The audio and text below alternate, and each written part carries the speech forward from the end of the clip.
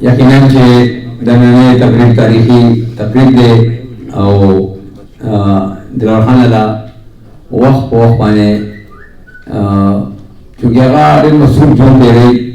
خو وخت په وخت باندې موږ سره دا محبت دا مینه هغه شریکوي او راغونډېږو مونږه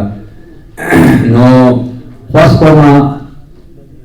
حاجي دلاور خان صاحب ته چې راشي او د خپلو خیالاتو اظهار وکړي. سینیټر حاجي دلاور خان صاحب.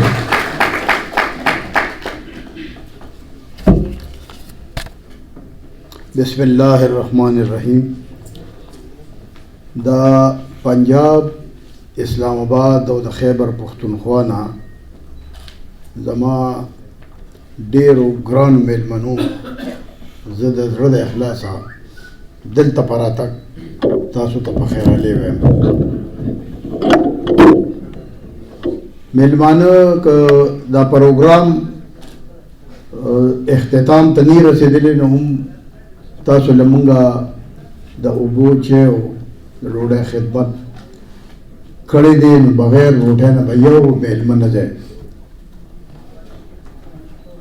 جناب عبدالصبحان خان زما مشر ورور زه د هغې د زړه د کومې نه شکریه ادا کوم چې دا پروګرام هغې په کړمار مینه کې یا په سرکټ هاوس کې کوو.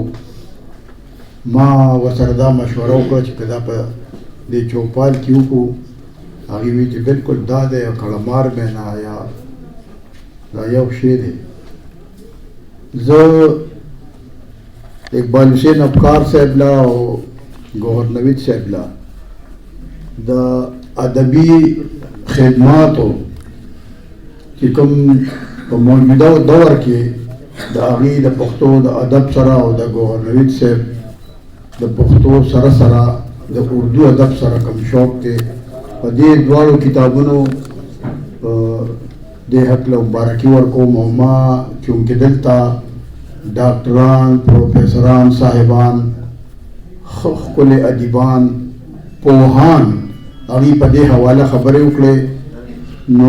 زه دا مناسب نه ګڼم چې ستاسو راغلي میلمانه د هغوی ټایم خراب کړمه. د افکار صاحب دپاره به یو کتاب ووایم او افکار صاحب دی هغه زما په تفصیلي دغه باندې قبوله کړي. په افکار فضل د رب دی ځلنده ستورې د ادب دی او د پښتو ژبې ملنګ دی مارګله کې خیمزن پس سبب دی او په ایرو کې پټ ګوهره د پښتو او د اردو ادب غره دا خدمت به همیش یادېږي د هر ادبي شاعر د زړګي سره. د دې موجوده حالاتو چې دا دهشتګردي ده زمونږ د پښتونخوا په دې وینو باندې لت پت ده او ښکلي ښکلي ځوانان زمونږ شهیدان چې د هغې په حواله به راته یو 200-300 شعرونه ووایم. د ټوپک او تماچو نه قلمونه جوړ کا د ټوپک او تماچو نه قلمونه جوړ کا د امن ترانې لمې سازونه جوړ کا او مونږ د تن وینې وطنه وبخور له درکړې مونږ د تن وینې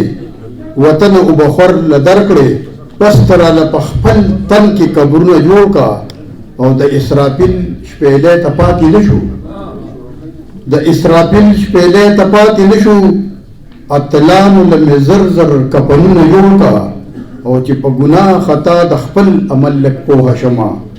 شیخ د دم درود نه پس تعویذونه جوړ کا او د وطن جونې مې سرتوره او بې کوره شولې خړو په وینو نظارو له تصویرونه جوړ کا او دلاور خانه په وطن مې قرباني شو ځوانان د زړه د خلاصه پې خواږه خواږه شعرونه جوړ کا.